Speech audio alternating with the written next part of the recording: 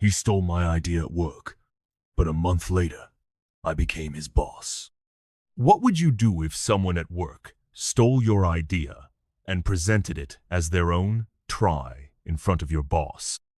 What if I told you that, just 1 month later, that same person ended up reporting to me?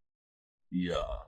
This is the story of how I went from nearly quitting my job to becoming the boss of the guy who tried to sabotage me. My name's Nate. I'm 29 years old, and I work as a product manager at a mid-sized tech startup in Denver. This happened about a year ago, and it's honestly the moment that changed how I see loyalty, professionalism, and karma. I've been working at this company, let's call it ZapTech, for about 3 years. We build productivity software for remote teams, scheduling tools, time tracking integrations, that kind of thing. Think Asana meets Clockify. When I started, I was green. I didn't go to an Ivy League school, I didn't have connections. But I worked hard, like stay at the office till 10 p.m. kind of hard. I gave my blood, sweat, and burnt coffee breath to this job. I'd built a good reputation. My boss, Mike, respected me. My designs were clean, my sprints were efficient, and users loved the features I shipped. But in every office, there's always that guy, you know, the one. Let me introduce you to Brian. Brian was technically on the same level as me, a fellow product manager, but he was more political. He knew how to talk slick, take credit for group work, and somehow always be in the room when things got decided. We weren't enemies exactly, but we weren't friends. Not by a long shot. A few months ago, I had this idea. We'd been losing user retention. People were signing up, using our app for a few days, and then vanishing. Churn was through the roof. So, during a late-night session with a Red Bull and an insane Figma tab count, I sketched out a system I called Flow Boost. It was simple. Gamify recurring tasks with streaks, progress badges, and optional public teams. Users could compete, like Duolingo Bot, for productivity. I even built a working prototype using our old beta APIs. Next morning, I showed it to Mike. He was like, "This is smart, really smart. Put a deck together, I want to see this in action." I was buzzing. The following week, I pitched it to our senior team. Marketing, dev leads, and yes, Brian were all there. I explained the pain points, showed heat maps, dropped A/B test potential, and walked through the live prototype. Everyone seemed impressed. I even got a "great work, Nate" from our head of UX. I walked out thinking, finally, this could be the feature that gets me promoted. Or at least recognized.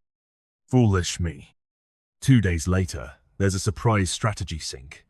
Mike couldn't make it, so our team lead asked Brian to present some Q3 planning ideas. I didn't think much of it, until he opened his slide deck. Guess what it was called? Flow Surge. Driving daily engagement through team-based gamification. I'm not joking. He literally stole my exact idea named AITA and presented it like he cooked it up himself. Same graphs, same streak concept, same public leaderboard. Heck, even some of the Figma slides looked eerily similar. I was frozen. At one point, I tried to speak up. I said, "Actually, I think that's similar to..." And Brian cut me off. "We brainstormed this in a team chat, remember?" He looked at me like I was the crazy one. Nobody in the room said a word. After the meeting, I was in shock. I walked back to my desk like a zombie. I felt hollow. All the late nights, the mock-ups, the test and jit was like it never existed. I thought about quitting that night. Seriously. I even started looking at jobs on LinkedIn. I felt invisible. Powerless. But then something clicked. My friend and mentor at the company, Karen, called me after work. She had seen the meeting, and she knew. She said, "Nate, you've got the receipts. Don't let him win." So, I opened my laptop, pulled up email chains, screenshots from Slack, version history in Figma, even a selfie of me working on the whiteboard from 3 weeks before Brian's presentation. I compiled everything into a massive Google Doc. Then, I saw the internal job board. Senior Product Manager, internal applications only. I applied, and attached that file. I didn't just tell HR what happened, I showed them. I presented my case like a product roadmap. Origin story, validation, ownership proof, and execution plan. 3 days later, Mike called me into his office. He said, "We looked over your work, and it's clear this was your idea. I don't know how Brian got confused, but we want you to lead the new initiative, and we'd like to promote you." I didn't even blink, just nodded and said, "Thanks. I won't let you down." Now, guess who was on the team assigned to Flow Boost? Yep, Brian. He was now reporting directly to me. First meeting? He tried to interrupt me. I said, "Brian, please save comments for the end. This isn't a brainstorm." Silence? Over the next few weeks, I saw him shrink. No more snide remarks. No more presentations with my ideas. He stayed quiet, did the work, and avoided eye contact.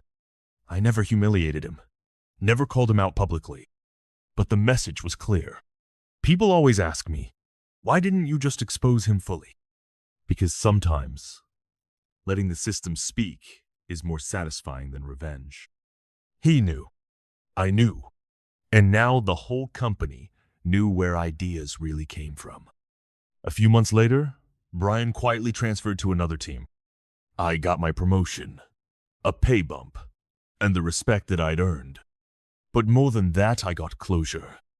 If you've ever felt like your work was stolen, your voice ignored, your effort erased, I see you. Document your work. Stand tall. Keep receipts. And when the moment comes, take your shot. Not with ego, but with proof.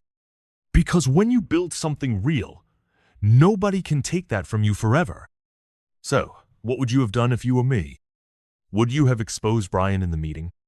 Or let karma do its job? Drop your answer in the comments. I'm reading every single one.